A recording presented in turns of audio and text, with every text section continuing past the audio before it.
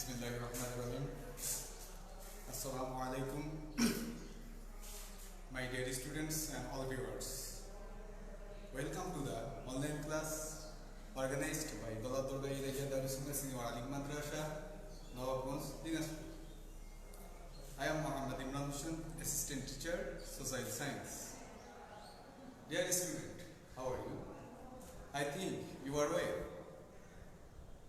and stay at home and safe. I am also fine by the grace of Allah. Today, our discussion point is narration. Narration is one of the most important topics in our grammar. So, let's start our class. আজকে আমি বিশেষ করে নবম শ্রেণীর English second paper নিব, but এটা শুধু অষ্টম শ্রেণী, নবম শ্রেণী, দশম শ্রেণী এইভাবে না, এটা হচ্ছে আমাদের সব জায়গাতেই ন্যারেশন আমাদের খুবই ইম্পর্টেন্ট, যেটা আমাদের জব সলিউশন বা চাকরির ক্ষেত্রেও প্রয়োজন। তাই সবার জন্য একটু করার চেষ্টা। ন্যারেশন, ন্যারেশন বা স্পিচ, ন্যারেশন বা স্পিচ অর্থ হচ্ছে উক্তি, অর্থ হচ্ছে ন্যারেশন বা স্পিচ অর্থ হচ্ছে উক্তি। এই ন্যারেশনটাকে আমরা দুই ভাগে ভাগ করে থাকি, একটা হচ্ছে ডাইরেক্ট আর একটা হচ্ছে ইনডাইরেক্ট। আমাদের এক্সামে সাধারণত ডাইরেক্ট থেকে ইনডাইরেক্ট করতে হয় এবং সেটা আমাদের প্যাসেজ আকারে পেয়ে থাকি। বাট আমাদের প্যাসেজ ন্যারেশনে যেতে হলে তার পূর্ব শর্ত হচ্ছে আমাদের শিখতে হবে 5টি সেন্টেন্সের ন্যারেশন সম্পর্কে। ন্যারেশন আমাদের দুই প্রকার, একটা হচ্ছে ডাইরেক্ট আর একটা হচ্ছে ইনডাইরেক্ট। ডাইরেক্ট কোনটাকে বলবো? যেটা হচ্ছে speech spoken directly by the speaker is called direct, আর speech spoken indirectly by another is called indirect. অর্থাৎ ডাইরেক্টটাকে বলবো আমরা প্রত্যক্ষ আর ইনডাইরেক্টটাকে আমরা বলবো পরোক্ষ। আমি একটা সিম্পল এক্সাম্পল দিয়েছি এখানে, এক্সাম্পলটা আমরা দেখলে ইনশাআল্লাহ মোটামুটি আমাদের সহজ হয় আসবে। এক্সাম্পল হচ্ছে ডাইরেক্টে যদি আমাদের থাকে আয়ান সেই টু মি, আয়ান আমাকে বললো I am watching online class now, আমি এখন অনলাইন ক্লাস দেখতেছি। এইটাতে আমরা লক্ষ্য করতে পারতেছি দুইটা সেন্টেন্স আমরা, সেটা হচ্ছে একটা হচ্ছে আয়ান সেই টু মি, আয়ান আমাকে বললো, এইটা একটা সেন্টেন্স। আরেকটা হচ্ছে I am watching online class now, আমি এখন অনলাইন ক্লাস দেখতেছি। তারপর দুইটা সেন্টেন্স চিনবো কিভাবে, চল সেটা আমরা এখন লক্ষ্য করি। এখানে দেখো এই সেন্টেন্সটার পর একটা কমা, কমার পর একটা ইনভার্টেড কমা আমরা দেখতে পাচ্ছি। এই কমাটার নাম হচ্ছে ইনভার্টেড কমা, কমাটার নাম হচ্ছে ইনভার্টেড কমা, যে কমাটি এখানে শুরু হয়ে এখানে এসে আমাদের শেষ হয়ে গেছে। অর্থাৎ একটা আমরা সেন্টেন্স দেখতেছি ইনভার্টেড কমার ভিতরে, আরেকটা সেন্টেন্স দেখতে পাচ্ছি আমরা ইনভার্টেড কমার বাইরে। অর্থাৎ আমরা বলতে পারি inside of inverted comma that's called reported space. অর্থাৎ যেটা আমাদের ইনভার্টেড কমার ভিতরে থাকবে সেটার নাম হচ্ছে রিপোর্টেড স্পেস, আর outside of inverted comma that's called reporting verb. যেটা আমাদের ইনভার্টেড কমার বাইরে থাকবে সেটার নাম হচ্ছে রিপোর্টিং ভার্ব। সো ক্লিয়ার আমাদের, but sometimes we can see that reported space is first position and reporting verb is second position. But when we will change direct to indirect, that reporting verb is first position and reported space is second position. অর্থাৎ আমরা মাঝে মাঝে তোমরা পরীক্ষাতে বা এক্সামে লক্ষ্য করবা আমাদের হচ্ছে রিপোর্টেড স্পেসটা ইনভার্টেড কমার ভিতরে আছে, এটা আমাদের ফার্স্ট পজিশন থাকে এবং রিপোর্টিং ভার্বটা আমাদের সেকেন্ড পজিশন থাকে। কিন্তু আমরা যখন রিপোর্টেড ডাইরেক্ট থেকে যখন ইনডাইরেক্ট করব তখন আমাদের রিপোর্টিং ভার্বটা সব সময় অলওয়েজ ফার্স্ট পজিশনে বসবে। এটা আমি বোঝাতে চেয়েছি। এখন আমাদের ডাইরেক্ট থেকে ইনডাইরেক্ট করতে হবে। এই ডাইরেক্ট থেকে ইনভার্টেড আমাদের ইনডাইরেক্ট করতে গেলে কিছু আমাদের ডিভাইসের সাথে পরিচিত হতে হবে। ডিয়ার স্টুডেন্ট, চল তাহলে আমরা কিছু ডিভাইসের সাথে পরিচিত হই। এখানে দেখো আয়ান সেই টু মি, আয়ান আমাকে বললো। তাহলে এখানে আমাদের চেঞ্জটা কোথায় কোথায়? এখানে আমাদের একটা ন্যারেশন চেঞ্জ করতে গেলে সাধারণত 4 থেকে 5টি জায়গায় আমাদের চেঞ্জ করতে হবে ডাইরেক্ট থেকে ইনডাইরেক্ট করার সময়। চার চেঞ্জ পাঁচটা কোন জায়গায় আমরা সেটা এখন লক্ষ্য রাখবো কিভাবে চেঞ্জ করবো আমরা ডাইরেক্ট টু ইনডাইরেক্ট। এটা হচ্ছে এখানে দেখো আয়ান, এখানে সাবজেক্ট যেটা রিপোর্টিং পার্টের সাবজেক্ট আয়ান, এখানে আয়ান যেটা কোনো চেঞ্জ হবে না, সাবজেক্ট যেটা সেটাই বসবে। তারপরে আমরা আসছে সেইট, সেইটের পরিবর্তে বসবে টোল অথবা সেইটের বসবে পার। আর সেইটের পরিবর্তে টোল, তারপর সেইটের পরে দেখো টু, এই টুটা উঠাই যাবে, দ্যাট ইজ ফার্স্ট চেঞ্জ, অর্থাৎ সেইটের পরিবর্তনে যেটা আসবে সেটা হচ্ছে প্রথম আমাদের চেঞ্জ করতে হচ্ছে। এখন দেখো এখানে টোলের পরে আমাদের টু বসবে না, কারণটা কি? টুটা হচ্ছে ট্রানজিটিভ ভার্ব আর সেইটা হচ্ছে ইনট্রানজিটিভ ভার্ব। সাধারণত ট্রানজিটিভ ভার্বের পর ডাইরেক্ট অবজেক্ট বসে, আর ইনট্রানজিটিভ ভার্বের পর একটা টু এবং টু করতে প্রিপজিশন এবং তারপরে একটা অবজেক্ট বসে। তারপরে দেখো এখানে একটা কমা দেখতে পাচ্ছ তোমরা, কমাটার পরে একটা ইনভার্টেড কমা দেখতে পাচ্ছ। এই ইনভার্টেড কমার পরিবর্তে একটা লিঙ্কার হবে, বুঝতে পারছো? এই ইনভার্টেড কমার পরিবর্তে একটা লিঙ্কার, অর্থাৎ দুইটা সেন্টেন্স একত্রিত করার জন্য একটা লিঙ্কার হতে হবে। এখানে অ্যাসার্টিভ সেন্টেন্স সেই লিঙ্কারটা হিসেবে বলছে দ্যাট, এই লিঙ্কারটা কি বলছে? That, that is second sense. এটা হচ্ছে আমাদের দ্বিতীয় পরিবর্তন, অর্থাৎ আমাদের ইনভার্টেড কমার পরিবর্তনে একটা লিঙ্কার বসাইতে হবে। ক্লিয়ার? তারপরে আমরা রিপোর্টেড স্পেসে ইনভার্টেড কমার করে চেঞ্জ করলাম। তারপরে দেখো রিপোর্টেড স্পেসে আমাদের একটা সাবজেক্ট আছে, এই সাবজেক্টটা অনুযায়ী আমাদের এখানে সাবজেক্টটা প্রোনাউন, এই প্রোনাউনটা অনুযায়ী আমাদের এখানে সাবজেক্টটা চেঞ্জ করতে হবে। সেটা কেমনে করতে হবে সেটা একটু আমাদের দেখতে হবে, সেটা একটু লক্ষ্য রাখো। সেটা হচ্ছে আই, এখানে আমাদের রিপোর্টেড স্পেসের সাবজেক্ট আই, যেটা হচ্ছে ফার্স্ট পারসন। এই ফার্স্ট পারসন যদি হয়ে থাকে তাহলে আমাদের রিপোর্টিং ভার্বের সাবজেক্টকে গিয়ে ধরবে, অর্থাৎ আই এম কে গিয়ে ধরবে। আর যদি আমাদের রিপোর্টেড স্পেসের সাবজেক্ট সেকেন্ড পারসন হয়ে থাকে তাহলে আমাদের রিপোর্টিং ভার্বের অবজেক্টকে গিয়ে ধরবে। আর যদি এখানে আমাদের রিপোর্টেড স্পেসের সাবজেক্ট যদি থার্ড পারসন হয় তাহলে দেয়ার হ্যাভ নো চেঞ্জ, এখানে কোনো চেঞ্জ পরিবর্তন হবে না। তাহলে আমরা আমি তোমাদের প্রিপজিশন সম্পর্কে আইডিয়া দিই। I we, that is first person. You you, that is second person. He, she অথবা they,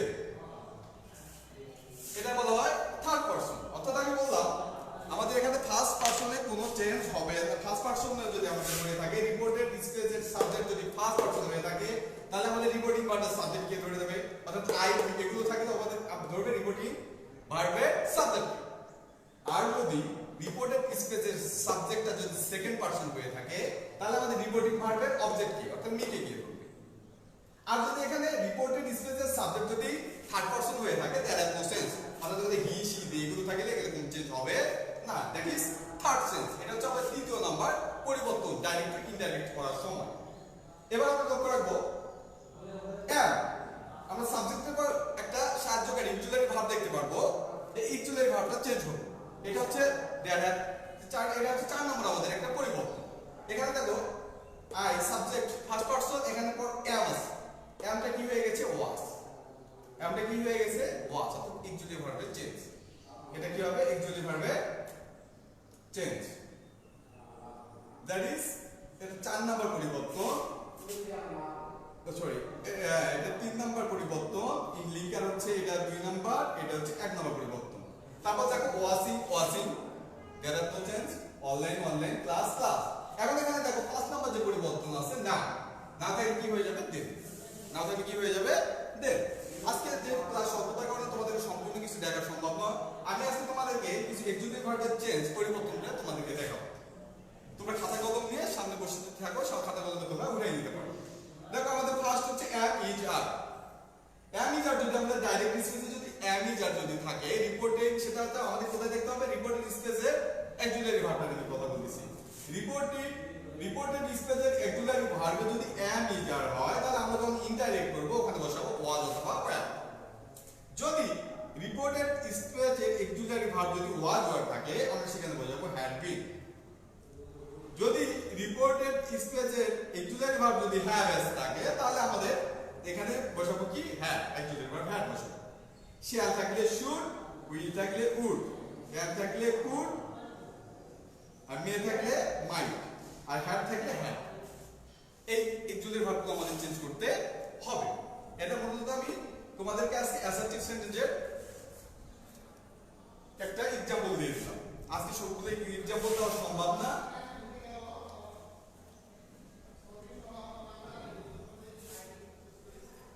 Dear students, narration actually sends according to sentence. অর্থাৎ ন্যারেশন আমাদের চেঞ্জ পরিবর্তন করতে হয়, কিছু কিছু সেন্টেন্সের পরিবর্তন, সেন্টেন্স সম্পর্কে আমাদেরকে জানতে হবে। অর্থাৎ এই সেন্টেন্স অনুযায়ী আমাদের ন্যারেশনটা চেঞ্জ হয়ে থাকে। তাই আমাদের অবশ্যই 5টি সেন্টেন্স সম্পর্কে ধারণা রাখতে হবে। আমি তোমাকে 5টি সেন্টেন্সে সিম্পল একটু ধারণা আজকে দিয়ে দিচ্ছি, ইনশাআল্লাহ নেক্সট ক্লাসে বিস্তারিত আলোচনা করব। প্রথমটা সেন্টেন্স হচ্ছে অ্যাসার্টিভ সেন্টেন্স, অর্থাৎ যেটাকে বলি আমরা বর্ণনামূলক বা করা যাওয়া হওয়া খাওয়া ইত্যাদি। যেমন রহিম গোস টু স্কুল, রহিম স্কুলে যায়। I am go to market, আমি মার্কেটে যাই, বাজারে যাই। আমি ভাত খাই, আমি স্কুল যাই। এগুলোকে বলবো আমরা অ্যাসার্টিভ সেন্টেন্স। আমি মাছ ধরি, পাখি আকাশে ওড়ে, এটা হচ্ছে বর্ণনামূলক, এটাকে বলবো আমরা অ্যাসার্টিভ। তাহলে ফার্স্টটা হচ্ছে অ্যাসার্টিভ সেন্টেন্স। 2 নাম্বারটা হচ্ছে ইন্টারো,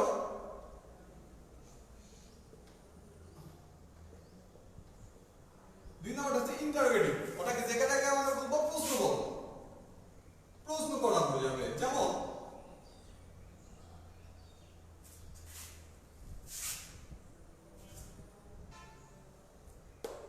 আমি কি ভাত খাই, আমি কি মার্কেট যাই, কেন তুমি আসোনি, কেন তুমি অনলাইন ক্লাসে উপস্থিত থাকোনি।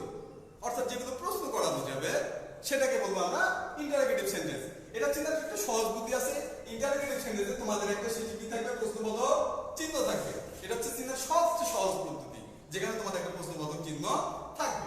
আর 3 নাম্বার হচ্ছে ইম্পারেটিভ সেন্টেন্স। তোমরা একটু আমার সাথে সাথে বলার চেষ্টা করবে, তোমাদের সহজ হবে। ইম্পারেটিভ সেন্টেন্স যেটা আদেশ, যেটাকে আদেশ নিষেধ, আমাদের সব আদেশ নিষেধ উপদেশ অনুরোধ করা বোঝায়, সেটাকে আমরা বলবো ইম্পারেটিভ সেন্টেন্স। যেমন allot the apple among the audience, এই অডিয়েন্সদের মাঝে আপেলগুলোকে বন্টন করে দাও। ডু দ্য সাম, অঙ্কটি করো। ওপেন দ্য ডোর, দরজাটি খোলো। এইটাকে বলবো ইম্পারেটিভ সেন্টেন্স, আদেশ নিষেধ অনুরোধ। প্লিজ গিভ মি সাম মানি, দয়া করে আমাকে কিছু টাকা দাও। এটা হচ্ছে আমরা বলবো ইম্পারেটিভ সেন্টেন্স, যেটা আদেশ অনুরোধ বোঝাবে, সেটাকে আমরা বলবো ইম্পারেটিভ সেন্টেন্স। 4 নাম্বার হচ্ছে optative sentence. Optative sentence, optative sentence কোনটা, যেটা প্রার্থনা সূচক, যেটা প্রার্থনা বা ইচ্ছা সূচক। যেমন গড ব্লেস ইউ, আল্লাহ তোমার মঙ্গল করুক। বাই ইউ, তো you might pass in exam, তুমি পরীক্ষাতে পাস করো। এটাকে আমরা বলবো অপটাটিভ সেন্টেন্স, অর্থাৎ যেটা হচ্ছে প্রার্থনা সূচক, কার জন্য দোয়া করা, কোনো ইচ্ছা পূরণ করা, এটাকে বলবো আমরা অপটাটিভ সেন্টেন্স। এবং 5 নাম্বার কি আছে, 5 নাম্বার হচ্ছে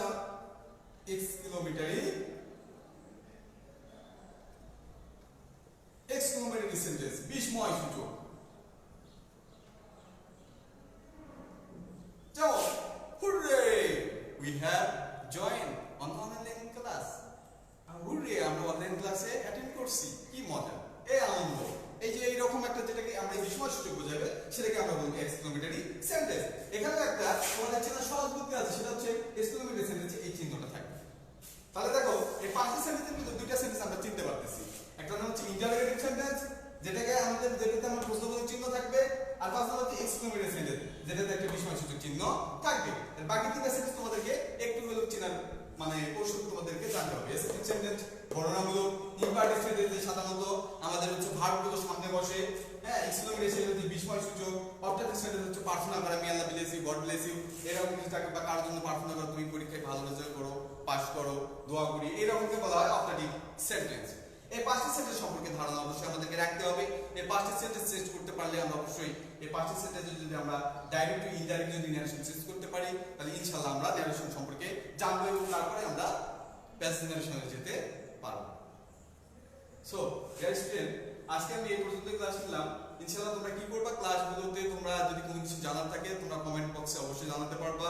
তোমরা বেশি বেশি শেয়ার করবা, যাতে তোমাদের ফ্রেন্ড বন্ধুরাও যদি দেখতে পারে, হ্যাঁ। এবং নেক্সট ক্লাসে আবার তোমাদের সাথে দেখা হবে, কথা হবে, সেই শুভকামনায় তোমরা সবাই ভালো থেকো, সুস্থ থেকো। সি ইউ এগেইন, আল্লাহ হাফেজ।